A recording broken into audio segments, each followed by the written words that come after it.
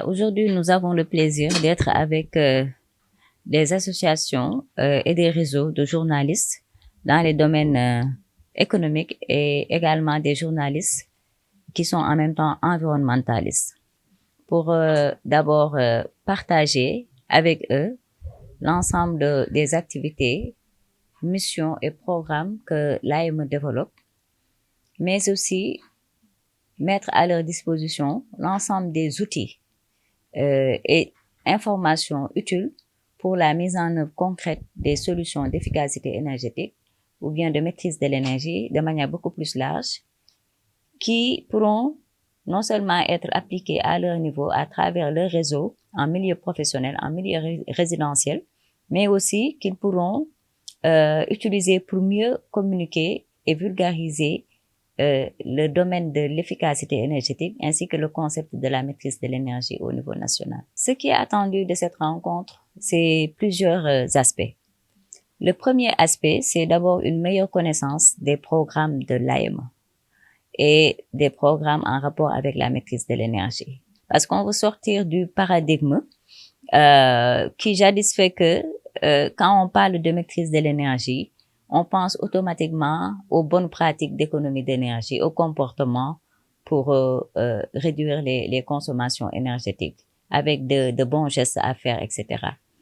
La maîtrise de l'énergie est beaucoup plus profonde parce que ça dépasse les aspects de comportement. C'est carrément des solutions techniques, des solutions technologiques, des solutions de digitalisation qui s'appliquent à tous les secteurs d'activité, que ce soit les ménages, les administrations, les professionnels, le bâtiment, l'industrie, mais aussi à toutes les formes d'énergie, car AME n'intervient pas que sur l'électricité. Nous sommes également sur les hydrocarbures, nous sommes également sur les combustibles de cuisson. Donc, ce sera déjà un premier pas pour mieux faire connaître l'étendue des interventions de l'AME à travers sa mission. Et le deuxième élément consistera à partager avec les acteurs qui sont dans le domaine les solutions concrètes qu'ils peuvent appliquer à tous les niveaux pour faire des économies d'énergie. Et troisième élément également, contribuer aussi à les outiller pour mieux traiter et diffuser l'information à travers leurs différents réseaux, l'information spécifique au domaine de la maîtrise de l'énergie au niveau national. Il y a eu beaucoup de réalisations qui principalement ont ciblé actuellement les secteurs tels que les ménages, avec la diffusion à échelle quand même pilote de solutions d'éclairage efficace à LED, au niveau également de bâtiments de l'État, avec l'installation de ces mêmes solutions, mais aussi l'installation de systèmes qui permettent un peu d'optimiser les paramètres de facturation et de réaliser des économies d'énergie. Il y a eu également la mise en place et le développement de plusieurs programmes tels que le programme EcoFridge, le programme sur les points d'information territorialisés qui permettent aujourd'hui de retrouver l'AME dans plusieurs régions en dehors de Dakar, car nous devons être auprès des populations pour pouvoir mieux les accompagner et leur donner en tout cas les outils et conseils nécessaires pour réaliser des économies d'énergie.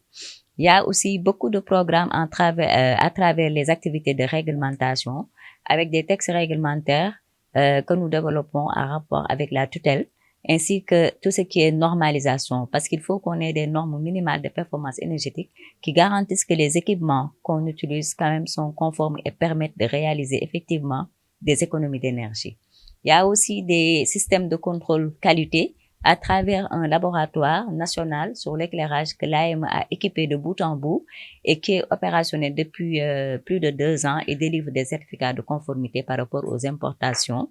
et à la production locale de solutions d'éclairage. Donc ceci, c'est juste certaines réalisations sans ne pas oublier les aspects liés au bâtiment, avec tout ce qu'il y a comme activité en cours pour la vulgarisation des spécifications constructives quand on a un projet immobilier ou bien quand on fait des rénovations majeures pour améliorer le confort thermique et l'efficacité énergétique au niveau des bâtiments. Oui, ça c'est par rapport à la mutualisation de l'utilisation des équipements. Ces mesures, il est vrai, étaient destinées aux administrations qui ont évidemment mis en application ces dispositions, Mais ce qu'il faut savoir, c'est que même pour les ménages, c'est des éléments que l'AEM recommande, car beaucoup de nos conseils pratiques sur l'économie d'énergie portent aussi sur la mutualisation de l'utilisation des équipements en milieu résidentiel, que ce soit sur l'utilisation même de tout ce qui est bouilloire électrique, gaz pour les besoins d'eau chaude, avec que ce soit également pour l'utilisation répétée de la réfrigération, pour les besoins de rafraîchissement, que ce soit également pour l'utilisation des téléviseurs et tout. Les conseils qu'on partagera avec vous permettront également de voir comment on peut appliquer ce concept de mutualisation au niveau aussi de nos foyers. Donc ça s'applique au niveau des administrations, mais aussi au niveau des ménages et de manière générale en milieu professionnel. ndaje tey bi ñu seqal réseau journaliste économique yi ak journaliste environnementaliste yi dafa nekk ndaje bu ñuy permettre d'abord ñu gën a partager ak ñoom activité agence bi AEME agence pour l'économie et la maîtrise de l'énergie ak programme yu am solo te yaatu yu muy développé pour que yooyu mu gën a nekk activité yu nit ñi gën a mën a xam ci dëkk bi jëriñoo ko ndaxte activité ak programme yi ñu taxawal yépp ngir njëriñal askan bi la ngir njëriñal acteur économique yépp yi nekk ci dëkk bi la bu loolu weesoo tamit bu ñu partager programme yi ñuy développé dañuy partager effectivement solution technologique solution comportementale solution digitale solution diversification énergétique avec solaire ak yépp yi permettre tey concrètement ku ci nekk boo delloo muy sa bërëbu liggéeykaay muy sa kër muy ci sa activité nga mun koo jëriñoo ba gis yow économie d'énergie bu mu la mën a jural bu loolu weesoo tam yaakaar naa ni ku wax journaliste di nga wax tas xibaar te ci boobu wàll information yi ñuy partager ak ñoom tey jii nii dina permettre ñu gën a mën a apprécier information par rapport à la maîtrise de l'énergie gën koo mën a traiter et nga gën koo mën a diffuser aussi ba mu gën a yaatu ci anam yoo xamante ni ñëpp dinañ ko comprendre ci nu mu gën a muccee ayib. AEME biñ ko dooreek léegi mi ngi doon taxawal ay programme yu bari yoo xamante ni mi ngi doon ciblé kër yi parce que AEME dafa yittewoo lool luy accompagner askan bi ba nga xamante ni économie d'énergie parce que ku wax économie d'énergie yaa ngi wax yaxanal tam sa poche donc askan bi yaakaar naa ku leen jàppale ñu yaxanal seen poche ci bépp fànn nekk na loo xamante ni yittewoo nañ ko donc ñun comme loolu dafa nekk priorité ci ñun programme yi ñu njëkk di taxawal ci askan bi lañ ko jox muy programme yoo xamante ni dafa jëm ci mbirum éclairage efficace ba nga xamante ni lampe yu njëkk tey bu ñu toogee ba gisatuñ ko presque daanaka ci dëkk bi loolu yëpp liggéeyu AEME la te loolu dafay jàppale askan bi ngir ñu yaxanal seen poche bu loolu weesoo tamit tey suñu ndaw yi AEME dañuy jege askan bi jamono ji may wax ak yéen ñu ngi ci terrain bi di fëgg ci kër yi ci quartier yu bari ngir mën a waxtaan ak ñoom won leen solution ak yoonu ñu war a jaar ngir yaxanal courant bu loolu weesoo tam AEME développé na ay activités yu bari ci bâtiment administratif yi li ñuy wax ay diagnostic énergétique yoo xamante ni nag da du yem ci diagnostic kese dañuy def après ay installation yoo xamante ni day tax ba bâtiment yooyu ñu mën a def ay économie aussi ci seen facture waaw am na liggéey tam bu am solo boo xamante ni AEME mi ngi koy doxal boobu ba léegi ndaxte tey boo gisee abonnement yi état bi am yëpp ci wàllum électricité AEME moo koy centraliser di ko analyser di ko saytu di xool ba xam lii nii ñu koy fayee ba xam jaaru yoon ak naka lañu mën a def ba wàññi ko loolu tam programme optimisation de la facturation boobu ñu ngi ciy liggéey boobu ba léegi